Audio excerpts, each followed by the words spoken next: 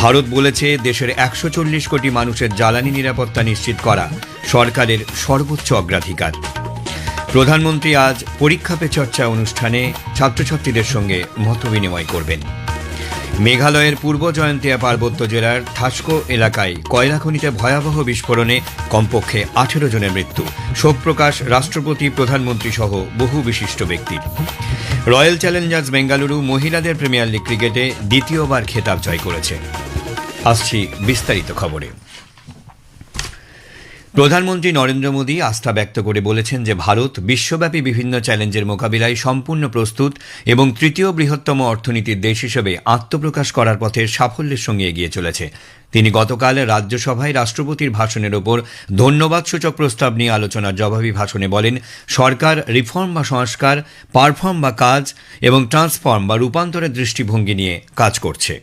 हमने reform, perform, transform के मंत्र को लेकर के आगे बढ़े और आज स्थिति ऐसी है कि देश रिफॉर्म एक्सप्रेस पर सवार हो चुका है। हमने स्ट्रक्चरल रिफॉर्म्स किए हैं, प्रोसेस से जुड़े रिफॉर्म्स किए हैं, पॉलिसीज में रिफॉर्म किए हैं। हमारा मैन्युफैक्चरिंग सेक्टर, हमारे उद्यमी ये सशक्त हो, भारत की हर चीज का वैल्यू एडिशन हो, उस दिशा में हमने प्रयास किया है और मैं आज विश्वास के साथ कह सकता हूँ, आज भारत विश्व के साथ स्पर्धा करने के लिए पूरी तरह तैयार है। মার্কিন যুক্তরাষ্ট্র, ইউরোপীয় ইউনিয়ন সহ বিভিন্ন দেশের সঙ্গে বাণিজ্য চুক্তি নিয়ে শ্রী মোদী বলেন, ভারত ৯টি দেশের সঙ্গে বাণিজ্য চুক্তি চূড়ান্ত করেছে। মার্কিন যুক্তরাষ্ট্রের সঙ্গে বাণিজ্য চুক্তি স্বাক্ষরের ফলে বিশ্বের সামনে এক ইতিবাচক ইঙ্গিত প্রতিফলিত হয়েছে বলেও উল্লেখ করেন তিনি। বড় বড় দেশগুলি যে ভারতের সঙ্গে বাণিজ্য চুক্তি করতে আগ্রহী, প্রধানমন্ত্রী সে বিষয়েও গুরুত্ব দেন। শ্রী মোদী বলেন, সংসদের যৌথ অধিবেশনে রাষ্ট্রপতি দ্রৌপদী মুর্মু তাঁর ভাষণে বিকশিত ভারতের লক্ষ্যে দেশের অগ্রগতির কথা তুলে ধরেছেন। পূর্বতন ইউপিএ সরকারের সমালোচনা করে তিনি বলেন, ২০১৪ আগে দেশের অর্থনীতি ছিল ভঙ্গুর, কিন্তু এখন তা তৃতীয় বৃহত্তম অর্থনীতির পক্ষে এগিয়ে চলেছে। পশ্চিমবঙ্গের তৃণমূল কংগ্রেসের সরকারের সমালোচনা করে শ্রী মোদী বলেন, তারা একদিকে অনুপ্রবেশকারীদের সুরক্ষা দিচ্ছে, অন্যদিকে আদালতের ওপর চাপ সৃষ্টি করছে। এই অনুপ্রবেশকারীরা দেশের যুব সমাজের অধিকার কেড়ে নিচ্ছে বলেও তাঁর দাবি। প্রধানমন্ত্রীর ভাষণের সময় বিরোধীরা ওয়াকআউট করেন। প্রধানমন্ত্রীর জবাবি ভাষণের পর রাজ্যসভায় ধ্বনি ভোটে রাষ্ট্রপতির ভাষণের ওপর ধন্যবাদসূচক প্রস্তাব গৃহীত হয়। লোকসভায় তা আগেই গৃহীত হয়েছিল। পরে রাজ্যসভা দিনের মতো মুলতবি হয়ে যায়। মার্কিন যুক্তরাষ্ট্রের একটি ব্যবসায়িক পরামর্শদাতা গোষ্ঠী ওয়াশিংটনে বিরল খনিজ সংক্রান্ত মন্ত্রী পর্যায়ের বৈঠকে ভারতের অংশগ্রহণকে স্বাগত জানিয়েছে। প্রযুক্তি, অর্থনৈতিক বৃদ্ধি এবং জাতীয় সুরক্ষার ক্ষেত্রে জরুরি সরবরাহ শৃঙ্খল মজবুত করতে একে এক গুরুত্বপূর্ণ পদক্ষেপ বলে উল্লেখ করা হয়েছে। এক বিবৃতিতে মার্কিন যুক্তরাষ্ট্র ভারত কৌশলগত অংশীদারিত্ব মঞ্চ USISPF বলেছে, বিদেশমন্ত্রী ডক্টর এস জয়শঙ্করের নেতৃত্বে ভারতের অংশগ্রহণ এক ঐতিহাসিক মুহূর্ত সৃষ্টি করেছে। বিরল খনিজের ক্ষেত্রে ভারত অন্যতম চালিকা শক্তি হিসেবে উঠে আসছে বলেও উল্লেখ করা হয়েছে। মার্কিন যুক্তরাষ্ট্র এবং ইরান আজ ওমানের রাজধানী মাস্কটে পরমাণু সংক্রান্ত বিভিন্ন বিষয়ে সরাসরি আলোচনা করবে। ভারতীয় সময় সকাল 11:30টায় এই বৈঠক শুরু হওয়ার কথা। ইরানের বিদেশমন্ত্রী আব্বাস আরাগাচি সোশ্যাল মিডিয়া প্ল্যাটফর্মে এই বৈঠকের কথা জানিয়েছেন। বৈঠকের যাবতীয় বন্দোবস্ত সুষ্ঠুভাবে সম্পন্ন করার জন্য তিনি ওমান কর্তৃপক্ষকে ধন্যবাদ জানিয়েছেন। উল্লেখ্য, আঞ্চলিক অশান্তি যখন মাথাচাড়া দিয়ে উঠেছে, সেই সময়ে এই আলোচনা বিশেষ তাৎপর্যপূর্ণ বলে মনে করা হচ্ছে। আকাশবাণীর পশ্চিম এশিয়ার সংবাদদাতা জানাচ্ছেন, ওমান দীর্ঘদিন ধরেই মার্কিন যুক্তরাষ্ট্র ও ইরানের মধ্যে বৈঠকে মধ্যস্থতাকারীর ভূমিকা পালন করছে। বৈঠকে ইরানের বিদেশমন্ত্রী আব্বাস আরাগাচি ছাড়াও মার্কিন যুক্তরাষ্ট্রের প্রতিনিধি স্টিভ উইটকপ ও জারেদ কুশনার উপস্থিত থাকবেন বলে জানা গেছে। মার্কিন যুক্তরাষ্ট্র ও ইরানের মধ্যে তীব্র টানাপোড়েনের মধ্যে এই বৈঠক নিয়ে উত্তেজনার পারদ এখন তুঙ্গে। রাষ্ট্রসংঘের মহাসচিব অ্যান্তোনিও গুতারেস নিউ স্টার্ট পারমাণবিক অস্ত্র নিয়ন্ত্রণ চুক্তির মেয়াদ শেষ হয়ে যাওয়ায় গভীর উদ্বেগ প্রকাশ করেছেন। এক বার্তায় তিনি রাশিয়া ও মার্কিন যুক্তরাষ্ট্রকে আলোচনায় বসা এবং আন্তর্জাতিক চ্যালেঞ্জের মোকাবিলায় পারমাণবিক অস্ত্রের কৌশলগত ব্যবহার সীমাবদ্ধ রাখার জন্য একটি রূপরেখা চূড়ান্ত করারও আর্জি জানান। উদ্বেগ প্রকাশ করে গুতারেস বলেছেন, এই চুক্তির মেয়াদ শেষ হয়ে যাওয়ার ফলে আন্তর্জাতিক শান্তি ও নিরাপত্তা ক্ষেত্রে এক বড় রকমের আশঙ্কা দেখা দিয়েছে। বৃহৎ দুটি পরমাণু শক্তিধর দেশ রাশিয়া ও মার্কিন যুক্তরাষ্ট্রের সামনে এর ফলে পরমাণু অস্ত্র ভাণ্ডারের ওপর আর কোনো বিধিনিষেধ থাকল না। উল্লেখ্য, 2010 সালে এই নিউ স্টার্ট চুক্তি সম্পাদিত হয়। পরে 2021-এ এর মেয়াদ বৃদ্ধি করা হয়। এর উদ্দেশ্য ছিল রাজনৈতিক, সামরিক ও শিল্পক্ষেত্রে কৌশলগত পারমাণবিক অস্ত্রের প্রয়োগ সীমাবদ্ধ রাখা। এই চুক্তির মেয়াদ শেষ হয় গতকাল। মার্কিন যুক্তরাষ্ট্র ইউক্রেন ও রাশিয়ার প্রতিনিধি দল ৩১৪ জন বন্দি বিনিময়ে সম্মত হয়েছেন বলে মার্কিন প্রেসিডেন্ট ডোনাল্ড ট্রাম্পের বিশেষ দূত স্টিভ উইটকফ জানিয়েছে। সামাজিক মাধ্যমে তিনি জানান, বিস্তারিত ও ফলপ্রসূ শান্তি আলোচনার ফলেই এই সিদ্ধান্তে পৌঁছানো সম্ভব হয়েছে। তবে যুদ্ধের অবসান ঘটাতে এখনও উল্লেখযোগ্য কাজ বাকি রয়েছে। তিনি আরও বলেন, গত 5 মাসে এটাই প্রথম বন্দি বিনিময়।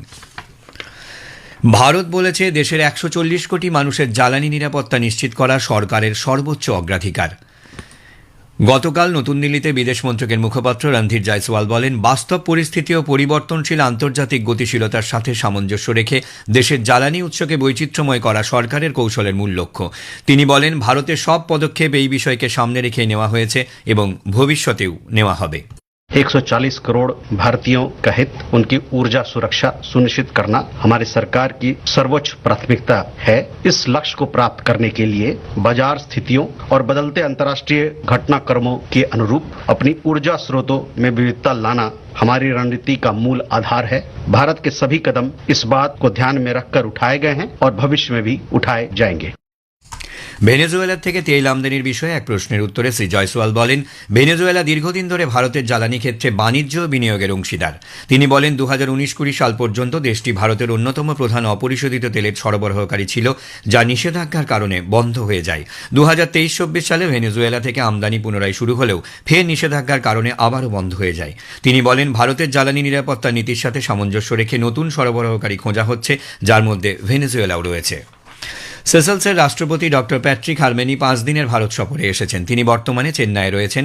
আজ রাষ্ট্রপতি হারমেনি তামিলনাড়ুর রাজ্যপাল আর.এন. রবির সঙ্গে সাক্ষাৎ করবেন। আগামীকাল তিনি যাবেন মুম্বাইতে। সেখানে রাজ্যপাল আচার্য দেবব্রতর সঙ্গেও তাঁর সাক্ষাতের কর্মসূচি রয়েছে।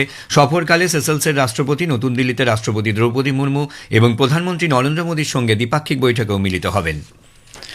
বাংলাদেশের অন্তর্বর্তীকালীন সরকার রাজনৈতিক কারণে হাজার হাজার মানুষকে গ্রেপ্তার করেছে এবং তাদের অনেককে বিনা বিচারে আটকে রাখা হয়েছে। শুধু তাই নয়, অনেক ক্ষেত্রে জামিনও অস্বীকার করা হয়েছে।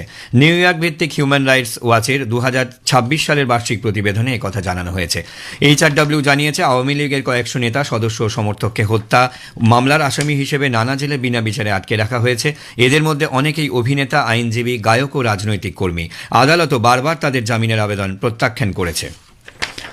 এইচআরডব্লিউ ও স্থানীয় সংগঠনগুলি নারীর অধিকার ও সংখ্যালঘু সুরক্ষা নিয়েও গুরুতর উদ্বেগ প্রকাশ করেছে। ধর্মীয় ও জাতিগত কারণে সংখ্যালঘুরা ব্যাপক হামলার শিকার হয়েছে বলে এই প্রতিবেদনে উল্লেখ করা হয়েছে। এ খবর শুনছেন আকাশবাণী থেকে। আমাদের সংবাদ শোনা যাবে ইউটিউব চ্যানেল আকাশবাণী সংবাদ বাংলা, ফেসবুকে, ইনস্টাগ্রাম আকাশবাণী সংবাদ কলকাতা এবং এক্স হ্যান্ডেলে এআইআর নিউজ কলকাতাতে। প্রধানমন্ত্রী নরেন্দ্র মোদী আজ পরীক্ষা পে চর্চা অনুষ্ঠানের 9ম পর্বে ছাত্রছাত্রীদের সঙ্গে মত বিনিময় করবেন। সকাল 10টায় এই অনুষ্ঠানে দূরদর্শন, প্রধানমন্ত্রীর ইউটিউব চ্যানেল এবং শিক্ষা মন্ত্রকের সামাজিক মাধ্যম প্ল্যাটফর্মে সরাসরি সম্প্রচারিত হবে। এছাড়াও বিভিন্ন ওটিটি প্ল্যাটফর্মে লাইভ স্ট্রিমিং করা হবে। এবছর দেবমোগরা, কোয়েম্বাটুর, রায়পুর, গুয়াহাটি এবং দিল্লির লোক কল্যাণ মার্গের পরীক্ষার্থীদের সঙ্গে বৈঠক হবে। শিক্ষামন্ত্রক জানিয়েছে, 4.5 কোটিরও বেশি ছাত্রছাত্রী, শিক্ষক ও অভিভাবক মাইগভ পোর্টালের মাধ্যমে এই কর্মসূচিতে নাম লিখিয়েছেন। উল্লেখ্য, এই কর্মসূচির উদ্দেশ্য হল পরীক্ষার চাপ নিয়ে আলোচনা করা এবং পরীক্ষাকে জীবনের উৎসব ও অবিচ্ছেদ্য অঙ্গ হিসেবে উদযাপন করা। মেঘালয়ে গতকাল ইস্ট জয়ন্তিয়া হিলস জেলার থাকস্কো এলাকায় কয়লা খনিতে ভয়াবহ বিস্ফোরণে 18 জনের মৃত্যু হয়েছে। খনির ভেতরে এখনও বহু শ্রমিক আটকে রয়েছেন। জেলার পুলিশ সুপার বিকাশ কুমার জানিয়েছেন, পুলিশ ও দুর্যোগ ব্যবস্থাপনা দল দ্রুত ঘটনাস্থলে পৌঁছেছে। প্রাথমিক রিপোর্টে জানা গেছে, খনন কার্যে ব্যবহৃত উচ্চ ক্ষমতা সম্পন্ন ডিনামাইট বিস্ফোরণের কারণেই দুর্ঘটনা ঘটে। বিস্ফোরণের ফলে পাশের খনিগহ্বর ধসে পড়ে, শ্রমিকেরা ভূগর্ভে আটকে পড়েন। স্থানীয় সূত্রে জানা গেছে, বিস্ফোরণের অভিঘাত এতটাই তীব্র ছিল যে আশেপাশের খনি কাঠামো মুহূর্তেই ভেঙে পড়ে। প্রধানমন্ত্রী নরেন্দ্র মোদী এবং রাষ্ট্রপতি দ্রৌপদী মুর্মু এই ঘটনায় গভীর শোক ব্যক্ত করেছেন। রয়্যাল চ্যালেঞ্জার্স বেঙ্গালুরু মহিলাদের প্রিমিয়ার লিগ ক্রিকেটে দ্বিতীয়বার খেতাব জয় করেছে। ভাদোদরায় গত রাতে ফাইনালে তারা 6 উইকেটে দিল্লি ক্যাপিটালসকে হারিয়ে দেয়। প্রথমে ব্যাট করে দিল্লি 20 ওভারে 4 উইকেটে 203 রান তোলে। উল্লেখ্য, দিল্লি এই নিয়ে মহিলাদের প্রিমিয়ার লিগ ক্রিকেটের ফাইনালে 4 বার পরাজিত হল। শেষ করার আগে খবরের বিশেষ কিছু অংশ আরও একবার। প্রধানমন্ত্রী নরেন্দ্র মোদী আস্থা ব্যক্ত করে বলেছেন যে ভারত বিশ্বব্যাপী বিভিন্ন চ্যালেঞ্জের মোকাবিলায় সম্পূর্ণ প্রস্তুত এবং তৃতীয় বৃহত্তম অর্থনীতির দেশ হিসেবে আত্মপ্রকাশ করার পথে সাফল্যের সঙ্গে এগিয়ে চলেছে। মার্কিন যুক্তরাষ্ট্র এবং ইরান আজ ওমানের রাজধানী মাস্কটে পরমাণু সংক্রান্ত বিভিন্ন বিষয়ে সরাসরি আলোচনা করবে। ভারত বলেছে দেশের 140 কোটি মানুষের জ্বালানি নিরাপত্তা নিশ্চিত করা সরকারের সর্বোচ্চ অগ্রাধিকার। খবর এখানে শেষ হলো। পরবর্তী সংবাদ সকাল 7:25